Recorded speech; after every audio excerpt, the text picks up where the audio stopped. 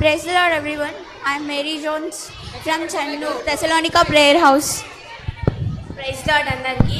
I'm Raji from Vakkalpeta. 1 John 5, 11 and 12. And this is the testimony God has given us eternal life. And this life is in His Son. He who has the Son has life. And he who does not have the Son does not have the life. దేవుడు మనకు నిత్య జీవమును దయచేశాను. ఈ జీవము ఆయన కుమారుని యందు ఉన్నది. దేవుని కుమారుని అంగీకరించి వారు జీవము గలవారు, దేవుని కుమారుని అంగీకరింపని వారు జీవము లేనివారు. 1 యోహాను 5:11-12. John 8:12. Then Jesus spoke to them again, saying, I am the light of the world. He who follows me should not walk in darkness, but have eternal light of life.